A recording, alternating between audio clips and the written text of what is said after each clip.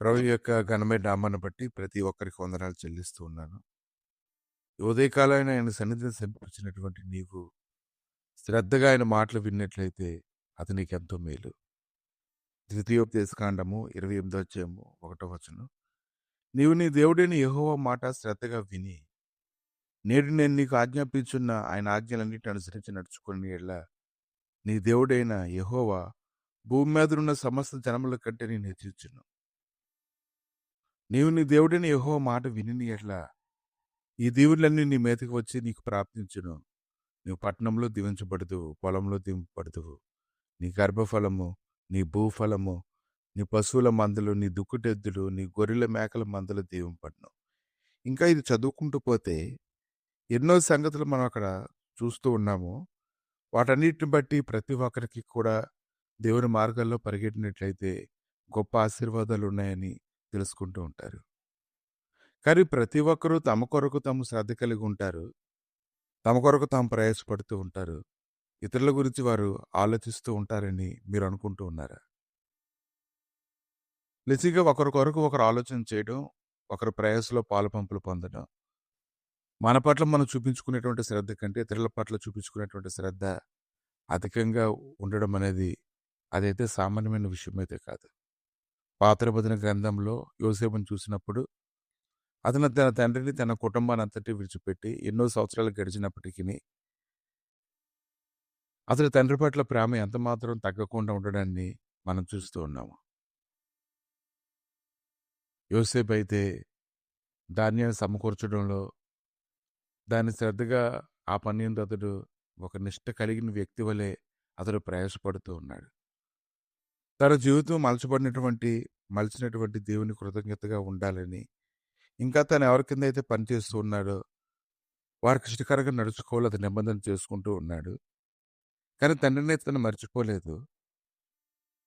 కరణ దేశంలోని కరువు వచ్చినప్పుడు తన దగ్గరికి వచ్చేయమని, తన దగ్గరే ఉండమని, పోషిస్తానని ఎన్నో మాటలు అతను చెప్తూ ఉన్నాడు. నిజానికి యోసేపుకి ఎన్నో పనులనే ఉన్నాయి. ఎంతో ప్రయాస అనేది ఉంది. తాను చేయవలసినటువంటి పనులన్నింటిని గురించి అతను ఆలోచన చేసినట్లయితే చాలా కష్టమైనటువంటి పని తండ్రిని జ్ఞాపకం చేసుకోవడం. కానీ అతడు తండ్రిని ఎంతగానో జ్ఞాపకం చేసుకున్నాడు. అది మామూలు విషయం కాదు. తండ్రి తన దగ్గరికి వచ్చినప్పుడు యాకోబు అయితే పెద్దగా ఏడవడం మొదలుపెట్టాడు. అక్కడ ఉన్నటువంటి ప్రజలందరూ కూడా ఏడవడం మొదలుపెట్టారు. అందరూ ఎంతో కన్నీరు కార్చారు.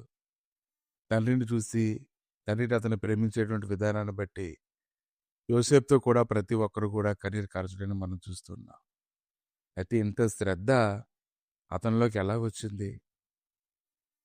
2 దశలకు రాసినటువంటి పత్రిక 3వ అధ్యాయము 2వ వచనం. విశ్వాసం అందరికీ లేదు. విశ్వాసం అందరికీ లేదు.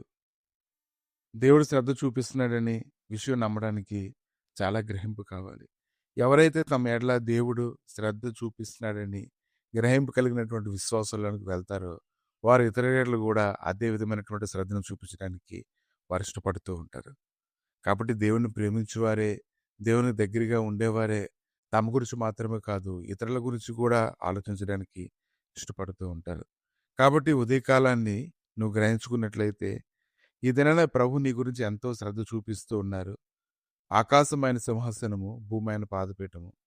ఆయన నిన్ను ఎలా జ్ఞాపకం చేసుకుంటారని నువ్వు అనుకోవచ్చు. కానీ ఎవరైతే నిర్గమకాండము 19:5 రీతిగా కాగా మీరు నా మాట శ్రద్ధగా విని నా నిబంధన అనుసరించి నడిచిన యెడల మీరు సమస్త దేశ జనులు నాకు స్వకీయ సంపాద్యమగుదురు.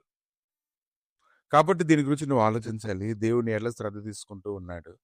నీవే మునుపట్ల ఆయన సన్నిధిలో ఉండట్లేదు కాబట్టి నువ్వు వెనకపడుతూ ఉన్నావు. కానీ ఈ దినాన్ని నువ్వు సరిచేసుకున్నట్లయితే ఆయన శ్రేష్టమైనటువంటి సన్నిధిని నువ్వు ఖచ్చితంగా చూస్తావు.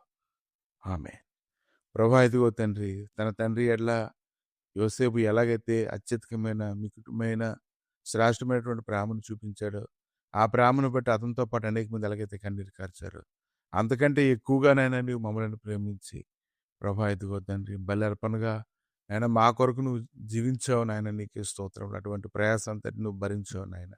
నువ్వు మా ఎడల శ్రద్ధ తీసుకుంటున్నావు కనుక అనేకుల ఎడల కూడా మేము అదే రీతిగా శ్రద్ధ తీసుకోవడానికి కృప చేయమని, మహిమ పొందమని యేసు నామములు అడిగి వేడుకుంటున్నాము తండ్రి. ఆమెన్.